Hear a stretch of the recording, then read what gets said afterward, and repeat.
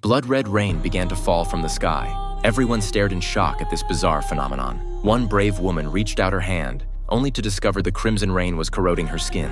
After some investigation, scientists determined it was caused by an abnormal algae bloom in the lake.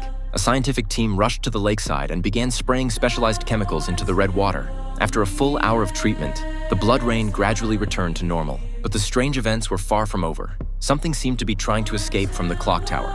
As everyone watched in bewilderment, the massive bronze bell burst through the wall and flew out, becoming firmly attached to an invisible barrier. The dilapidated clock tower began to collapse. Thanks to one quick-thinking young man, everyone narrowly escaped disaster.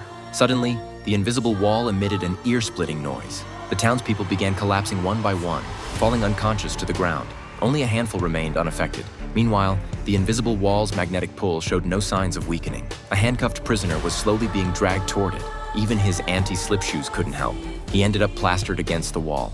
The nearby police officer was also stuck to the wall because of his metal keys. A barbecue grill suddenly slammed into the wall. Just as the two were feeling relieved it hadn't hit them, a car began to move due to the magnetic force. In the split second before the vehicle crashed into them, the officer desperately shoved the prisoner aside. The prisoner miraculously dodged the danger, but the officer was crushed into a bloody pulp by the car. Things were even worse elsewhere. All the frying pans in a house were sucked away. An entire box of knives flew through the air like throwing daggers, embedding themselves in the door.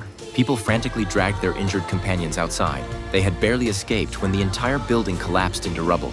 After analyzing the situation, it became clear that if they didn't find a solution quickly, the entire town would be reduced to ruins.